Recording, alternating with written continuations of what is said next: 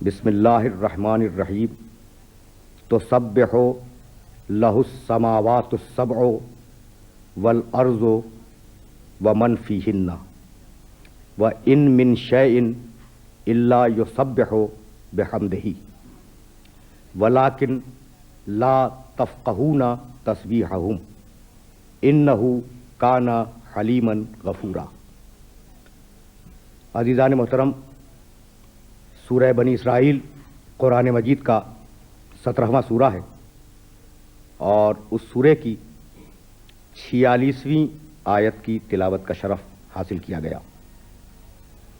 اس آیہ مبارکہ میں پروردگار عالم نے یہ ارشاد فرمایا کہ تسبح لہ السماوات السبع، اللہ کی بارگاہ میں ساتوں آسمان ہدیہ تسبیح پیش کر رہے ہیں۔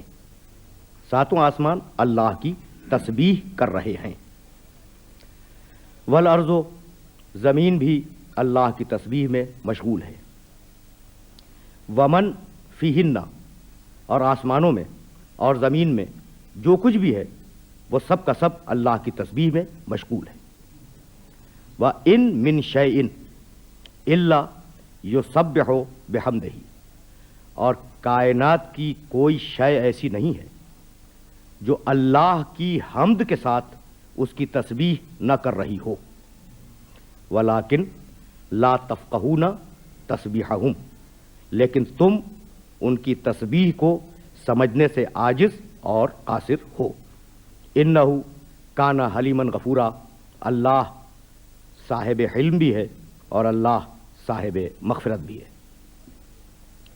قبل اس کے کہ میں اپنے محترم سننے والوں کو اس آیہ مبارکہ کی طرف متوجہ کروں، یہ عرض کر دینا ضروری سمجھتا ہوں کہ کسی منزل فکر پر میں یہ بتلا چکا ہوں کہ قرآن مجید نے تسبیح کا تذکرہ کثرت کے ساتھ کیا، بار بار کیا۔ تسبیح کرو، کائنات اللہ کی تسبیح کر رہی ہے، آسمان و زمین کی کوئی شے ایسی نہیں ہے جو خدا کی تسبیح میں مشغول نہ ہو، بار بار تذکرہ ہوا۔ لیکن 7 مقامات پر پروردگار عالم نے سوروں کا آغاز ہی تسبیح سے کیا۔ 3 سورے ہیں جن کو پروردگار نے شروع کیا بسم اللہ الرحمن الرحیم، سبح للہ ما فی السماوات و ما فی الارض وہو العزیز الحکیم، سورہ حدید، سورہ حشر اور سورہ صف۔ کائنات کا ذرہ ذرہ، زمین و آسمان کی ہر شے اللہ کی تسبیح کر چکی۔ سبحہ صیغہ ماضی ہے، اللہ کی تسبیح کی کائنات کے ذرے ذرے نے۔ تو 3 سورے صیغہ ماضی کے ساتھ آئے کہ اللہ کی تسبیح کی کائنات کے ذرے ذرے نے، اور 2 سورے صیغہ مضارع کے ساتھ آئے، یسبح للہ ما فی السماوات و ما فی الارض الملک القدوس العزیز الحکیم، کائنات کا ذرہ ذرہ اللہ کی تسبیح کر رہا ہے اور کرتا رہے گا۔ یعنی تینوں زمانوں کو محیط کیا، ماضی، حال، مستقبل۔ تو 3 سورے صیغہ ماضی سے، 2 سورے صیغہ مضارع سے، اور اب ایک سورہ مصدر سے، تسبیح کے مصدر سے، سورہ بنی اسرائیل، جس کی آیت کی تلاوت کا شرف میں نے حاصل کیا۔ بسم اللہ الرحمن الرحیم، سبحان الذی اسری بعبدہ لیلا من المسجد الحرام الی المسجد الاقصی۔ بے عیب ہے وہ ذات، سبحان کے معنی بے عیب، بے عیب ہے وہ ذات جو لے گئی اپنے بندے کو مسجد الحرام سے مسجد اقصی تک۔ تو اب یہ 6 سورے ہو گئے۔ 7واں سورہ جو تسبیح سے شروع ہوا وہ ہے سورہ اعلیٰ، بسم اللہ الرحمن الرحیم، سبح اسم ربک الاعلیٰ، حبیب اپنے رب اعلیٰ کے نام کی تسبیح کرو۔ تو اتنی اہمیت ہے تسبیح کی کہ 7 سورے پروردگار عالم نے لفظ تسبیح سے اور اس کے مشتقات سے شروع فرمائے۔ یہ ہے اہمیت تسبیح کی۔ اور مختلف مقامات پر بڑے عجیب عجیب انداز سے پروردگار عالم نے تسبیح پہ گفتگو فرمائی۔ سورہ نور 26واں سورہ ہے قرآن کا، اور اس سورے کی 41واں آیت، 26واں سورہ 41ویں آیت، الم تر ان اللہ یسبح لہ من فی السماوات والارض والطیر صافات کل قد علم صلاتہ وتسبیحہ۔ کیا تم نے نہیں دیکھا حبیب؟ اب یہ خطاب پیغمبر اکرم سے، الم تر ان اللہ یسبح لہ من فی السماوات والارض، حبیب کیا تم نے نہیں دیکھا کہ آسمانوں میں جو کچھ ہے وہ اللہ کی تسبیح میں مشغول ہے، زمین میں جو کچھ ہے وہ اللہ کی تسبیح میں مشغول ہے۔ یہ جو پرندے اپنے پروں کو پھیلائے ہوئے فضاؤں کے اندر گھوم رہے ہیں اللہ کی تسبیح میں مشغول ہیں۔ کل قد علم صلاتہ و تسبیحہ، اور کائنات کا ذرہ ذرہ اپنے طریقہ نماز سے بھی واقف ہے اور اپنے طریقہ تسبیح سے بھی واقف ہے۔ اب اگر میرے محترم سننے والے توجہ فرمائیں تو آیت کا تیور یہ ہے، الم ترى، حبیب کیا تم نے کائنات کے ذرے ذرے کو تسبیح کرتے ہوئے نہیں دیکھا؟ یہ نہیں دیکھا کا جو سوال ہے نا، یہ اس وقت کیا جاتا ہے جب یقین ہو جائے کہ جس شخص سے پوچھا جا رہا ہے وہ دیکھ چکا ہے۔ اب میں آپ کی خدمت میں عرض کروں کہ بھائی کیا آپ نے نہیں دیکھا کہ سڑک پر ٹریفک بہت زیادہ تھا؟ تو کیا آپ نے نہیں دیکھا؟ اس جملے میں یہ بات پوشیدہ ہے کہ آپ دیکھ چکے ہیں۔ تو پروردگار عالم کا اپنے حبیب کو یہ مخاطب کر کے کہنا کہ حبیب کیا تو نے نہیں دیکھا کہ کائنات کا ذرہ ذرہ اللہ کی تسبیح میں مشغول ہے، یہ جملہ بتلا رہا ہے کہ ہماری نگاہ کائنات کی تسبیح کو دیکھ سکے یا نہ دیکھ سکے، نگاہ محمد کائنات کے ہر ذرے کی تسبیح کو دیکھ چکی ہے۔ تو ذرہ ذرہ ذرہ اس کائنات کا اللہ کی تسبیح میں مشغول ہے۔ بھائی تسبیح ہے کیا؟ یہ جو بار بار لفظ تسبیح آ رہا ہے تو تسبیح کے معنی کیا ہے؟ اب میں کیسے عرض کروں کہ جو سورے شروع ہو رہے ہیں لفظ تسبیح سے، ان سوروں میں ابھی میں کہہ کے گیا کہ یسبح للہ ما فی السماوات و ما فی الارض، کائنات کا ذرہ ذرہ اللہ کی تسبیح کر رہا ہے۔ تو تسبیح کس کی؟ اللہ کی۔ اور سورہ اعلیٰ میں کیا ہے؟ بسم اللہ الرحمن الرحیم، سبح اسم ربک الاعلیٰ، حبیب اپنے رب اعلیٰ کے نام کی تسبیح کرو۔ تو کہیں ذات کی تسبیح کا تذکرہ ہے اور کہیں نام کی تسبیح کا تذکرہ ہے۔ اب یہ ایک رخ ہے فہم قرآن کا۔ دیکھیے لفظ تبارکہ، بسم اللہ الرحمن الرحیم، تبارک الذی، سورہ فرقان کی پہلی آیت ہے، 25واں سورہ ہے۔ تبارک الذی نزل الفرقان علی عبدہ لیکون للعالمین نذیرا، اللہ بابرکت ہے۔ تبارک الذی، اللہ بابرکت ہے، اسے ذہن میں رکھیں۔ سورہ مومنون، فتبارک اللہ احسن الخالقین، اللہ بابرکت ہے۔ اور اب اسی قرآن مجید میں سورہ رحمان کی 78ویں آیت میں ارشاد فرمایا، تبارک اسم ربک ذی الجلال والاکرام، اللہ کا اسم بابرکت ہے، اللہ کا اسم مبارک ہے۔ تو اسی طریقے سے ذات مبارک، اسم مبارک، ذات کی تسبیح کرو اور اسم کی تسبیح کرو۔ اب مفسرین نے سوچنا شروع کیا کہ بھائی قرآن مجید تو یہ کہتا ہے کہ اللہ کی تسبیح کرو، اللہ کی تسبیح کرو، اللہ کی تسبیح کرو، یہ ایک مقام کے اوپر جو آ گیا کہ اللہ کے نام کی تسبیح کرو، تو نام سے مراد کیا ہے؟ تو کچھ لوگوں کا خیال یہ ہوا کہ غالباً مراد ذات ہی ہے، لیکن پروردگار نے اس جملے کو خوبصورت اور حسین بنانے کے لیے لفظ اسم کا اضافہ کیا۔ لیکن آپ جانتے ہیں کہ میں اس بات کا قائل نہیں ہوں کہ صرف حسن کلام کے لیے اور جملے کی زینت کے لیے پروردگار کسی لفظ کا غیر ضروری طور پہ اضافہ کرے۔ اس لیے میں نے سوچنے کی کوشش کی کہ پروردگار نے یہ کیوں فرمایا کہ ذات کی تسبیح کرو اور اس کے اسم کی تسبیح کرو۔ تو عزیزان گرامی، تسبیح کے معنی اللہ کی ذات کو اور اللہ کو بے عیب قرار دینا۔ دو ہی تو طریقے ہو سکتے ہیں نا بے عیب قرار دینے کے، یا انسان دل سے اسے بے عیب قرار دے یا انسان زبان سے اسے بے عیب قرار دے، یعنی یا تو دل سے تسبیح کرے گا یا زبان سے تسبیح کرے گا۔ تو اگر دل سے تسبیح کرو تو اس کی ذات کو بے عیب قرار دو، اور اگر زبان سے تسبیح کرو تو اس کے نام کو بے عیب قرار دو۔ تو اس طریقے سے پروردگار عالم نے اسم اور مسمى کی بحث ختم کی کہ نام ذات سے الگ نہیں ہے اور ذات نام سے الگ نہیں ہے۔ جتنی بے عیب اس کی ذات ہے اتنے ہی بے عیب اس کے اسماء حسنی ہیں۔ تو اب اگر میں یہ بات واضح کر سکا تو میں پھر واپس جا رہا ہوں اس آیہ مبارکہ کی طرف جسے میں نے سرنامہ کلام میں آپ کی خدمت میں عرض کیا۔ تو سبحوا لہ السماوات السبع، ساتوں آسمان اللہ کی تسبیح میں مشغول ہیں، والارض، زمین بھی اللہ کی تسبیح میں مشغول ہے، ومن فیہن، اور جو کچھ بھی آسمانوں میں اور زمینوں میں ہے وہ اللہ کی تسبیح میں مشغول ہے۔ اب ذرا سا اور بھی وسیع کیا مفہوم کو، وَإِن مِّن شَيْءٍ إِلَّا يُسَبِّحُ بِحَمْدِهِ، کائنات کا ذرہ ذرہ اور کائنات کی ہر شے اللہ کی تسبیح حمد کے ساتھ کر رہی ہے، یسبحُ بحمدہ، ولیکن لا تفقہون تسبیحہم، لیکن اے انسانوں، اے لوگوں، تم ان کی تسبیح کو سمجھنے سے قاصر ہو۔ بھائی کائنات کا ذرہ ذرہ کس طریقے سے تسبیح کر رہا ہے، کبھی آپ نے غور فرمایا؟ بھائی یہی وہ منزل فکر ہے جہاں سننے والوں کو روکنا چاہ رہا ہوں۔ یعنی دعویٰ بہت بڑا ہے، اور اگر کسی انسان کا دعویٰ ہوتا تو میں آسانی سے یہ کہہ کے گزر جاتا کہ دعوے میں مبالغہ ہے۔ دعویٰ ہے قرآن مجید کا، جس کا لفظ لفظ حقیقت پہ مبنی ہے، اور کسی لفظ میں بھی مبالغے کا کوئی امکان نہیں ہے۔ تو کائنات کا ذرہ ذرہ کس طریقے سے اللہ کو بے عیب قرار دے رہا ہے اور کس طریقے سے اس کی تسبیح کر رہا ہے، اسے سمجھنے کے لیے ہم اپنی رسموں اور اپنے رواجوں کی طرف واپس آ جائیں۔ بھائی کائنات کا ایک اصول ہے، منطقی اصول ہے، اور وہ آپ کی رسموں میں بھی ہے، آپ کے رواجوں میں بھی ہے۔ منطقی اصول کیا ہے؟ منطقی اصول یہ ہے کہ اگر کوئی شے بنی ہے تو یقیناً اس کا کوئی بنانے والا ہے۔ جو بنی ہے اس کا نام ہے اثر، اور جو بنانے والا ہے اس کا نام ہے سبب۔ تو ہر اثر اپنے سبب کے کمال کی دلیل ہوتا ہے، یہ ایک اصول ہے۔ اب میں آپ کی خدمت میں اگر کوئی بہت اچھا شعر پڑھوں اور آپ کو وہ شعر پسند آ جائے تو آپ یہ کہیں گے نا کہ کیا اچھا شاعر تھا جس نے اتنا اچھا شعر کہا۔ تو وہ شعر، وہ تخلیق اپنے خالق کے کمال اور اس کی مہارت پر دلیل بن گئی۔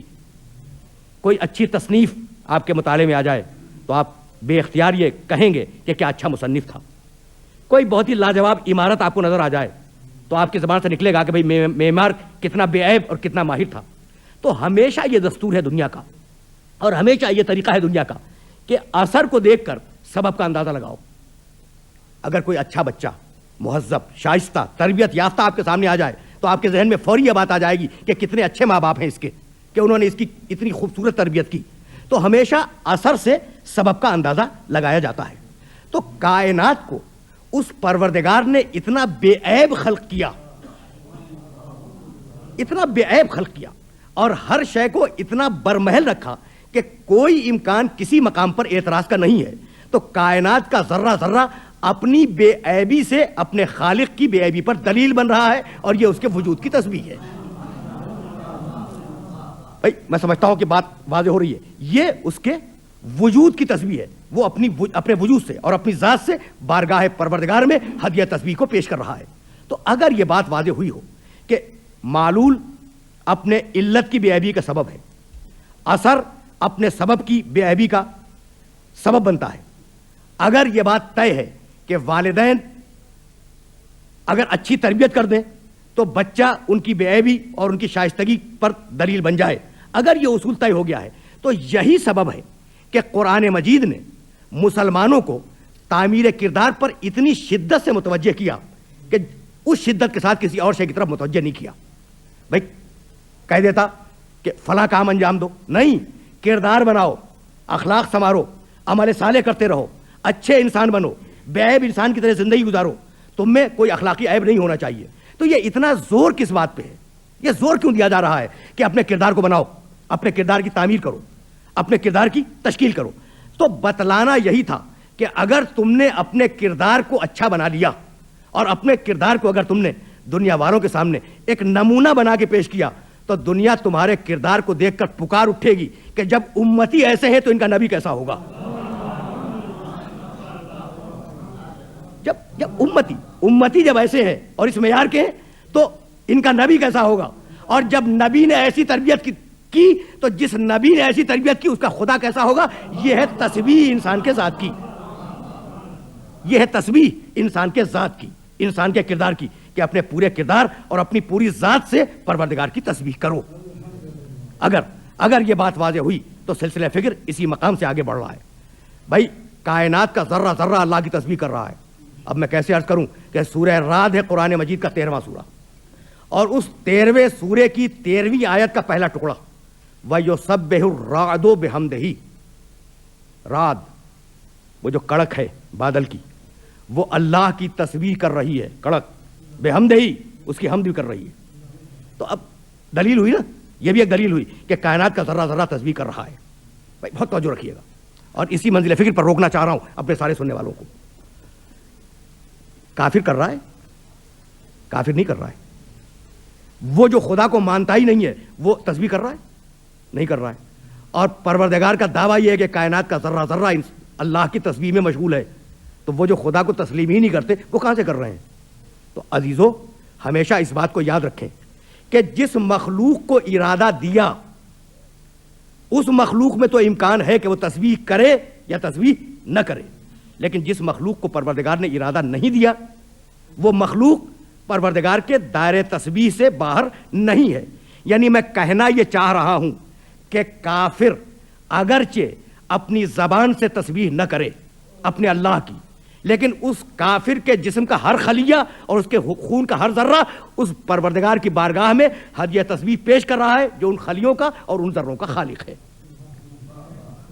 ہے نا، جو ان ذروں کا اور ان خلیوں کا، یعنی خون کے ذرات اچھل اچھل کر بارگاہ الہی میں ہدیہ تسبیح پیش کر رہے ہیں، چاہے وہ اپنی زبان سے تسبیح کرے چاہے نہ کرے. یعنی اس کا وجود خالق کی بے عیبی پر دلیل ہے. لیکن اب سلسلہ فکر کو اس مرحلے میں داخل کرنے کے بعد میں اپنے سارے سننے والوں کو متوجہ کروں گا ایک لفظ کی طرف. ان من شیء الا یسبح بحمدہ. کائنات کا ذرہ ذرہ اللہ کی تسبیح کر رہا ہے بحمدہ، حمد کے ساتھ. عجیب بات ہے، یعنی تنہا تسبیح نہیں کر رہا ہے، بحمدہ حمد کے ساتھ تسبیح کر رہا ہے. اس جملے کو نوٹ کریں کہ تسبیح حمد کے ساتھ ہے. اب عرض کروں بھائی قرآن مجید میں بڑے مقامات ہیں، لیکن میں صرف 2 مقام آپ کی خدمت میں پیش کرنا چاہتا ہوں. ایک حضرت آدم علیہ السلام کے زمانے کا جملہ اور ایک پیغمبر اکرم صلی اللہ علیہ وآلہ وسلم کے زمانے کا جملہ. قرآن سے آدم اور خاتم کے زمانے کے 2 جملے. وَإِذْ قَالَ سورہ بقرہ دوسری سورت ہے اور اس کی 31ویں آیت ہے. وَإِذْ قَالَ رَبُّكَ لِلْمَلَائِكَةِ إِنِّي جَاعِلٌ فِي الْأَرْضِ خلیفہ. اس وقت کو یاد کرو جب تمہارے رب نے فرشتوں سے کہا کہ میں زمین پر ایک خلیفہ بنانے والا ہوں. قالو، فرشتوں میں ایک استعجاب کی اور استفہام کی کیفیت پیدا ہوئی. قالو اتجعل فیہا من یفسد فیہا ویسفک الدماء. پروردگار کہنے لگے کہ پروردگار کیا اسے خلیفہ بنائے گا جو زمین پر فساد پیدا کرنے والا ہے اور زمین پر خون ریزی کرنے والا ہے؟ اسے خلیفہ بنائے گا. وَنَحْنُ نُسَبِّحُ بِحَمْدِكَ وَنُقَدِّسُ لَكَ. جبکہ ہم تیری تسبیح بھی کرتے ہیں، تیری حمد بھی کرتے ہیں. وَنُقَدِّسُ لَكَ، اور تیری تقدیس میں بھی مشغول ہیں. قَالَ إِنِّي أَعْلَمُ مَا لَا تَعْلَمُونَ. پروردگار نے جواب میں کہا کہ میں وہ جانتا ہوں جو تم نہیں جانتے. میں وہ جانتا ہوں جو تم نہیں جانتے. اب کبھی اس موضوع پہ پھر بات ہوگی کہ ان مکالمات میں، فرشتوں کے اور پروردگار کے مکالمات میں راز کیا ہے، لیکن میں تو فقط ایک جملے کے لیے اپنے سننے والوں کو زحمت دینا چاہ رہا ہوں. فرشتوں نے کیا کہا؟ نسبحو بحمدک. پروردگار ہم تیری تسبیح کر رہے ہیں حمد کے ساتھ، نہ تنہا حمد نہ تنہا تسبیح. یہ ہے دقت. وہاں کیا تھا؟ وَإِن مِّن شَيْءٍ إِلَّا يُسَبِّحُ بِحَمْدِهِ. کائنات کا ہر ذرہ ذرہ اللہ کی تسبیح کر رہا ہے حمد کے ساتھ، نہ تنہا تسبیح نہ تنہا حمد.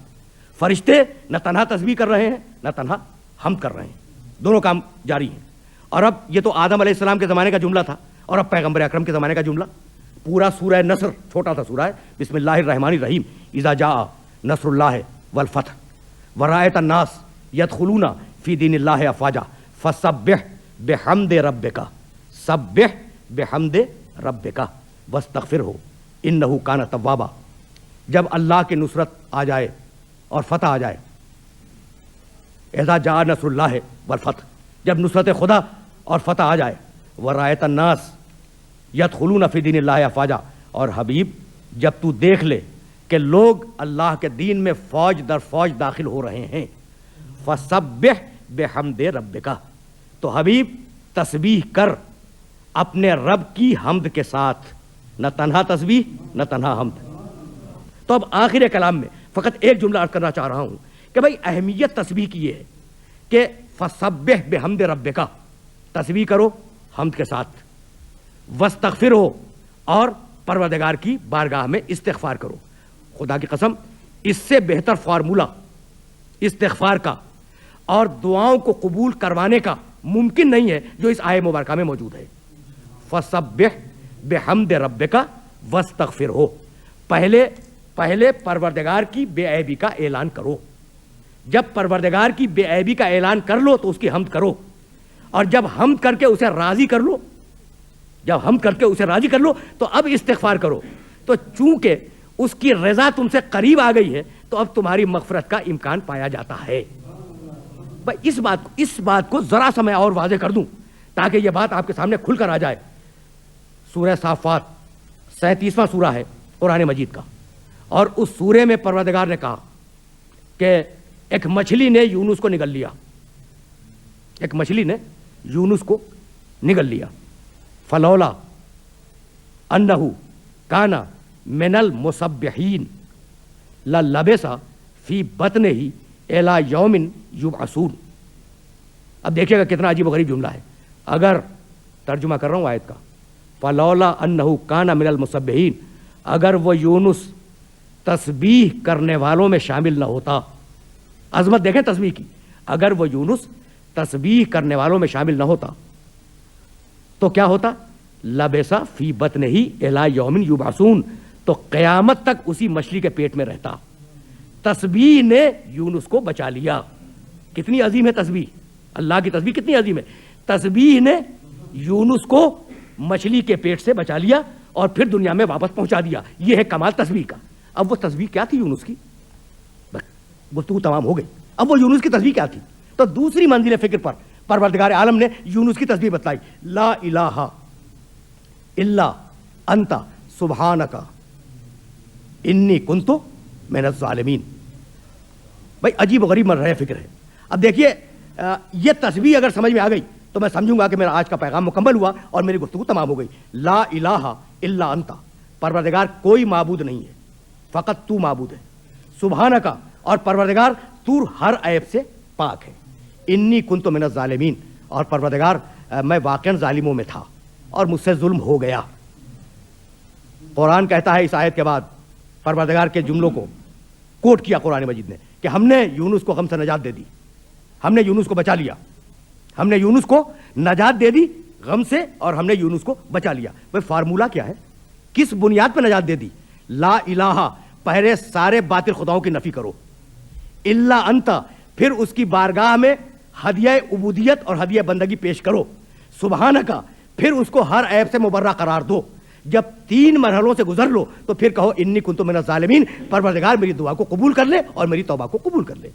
تو اگر ان 3 مرحلوں سے گزر کر تم اس کی بارگاہ میں جاؤ گے تو تمہاری دعا کا اور تمہاری توبہ کا قبول ہونا حتمی اور یقینی بن جائے گا. وآخر دعوانا ان الحمدللہ رب العالمین.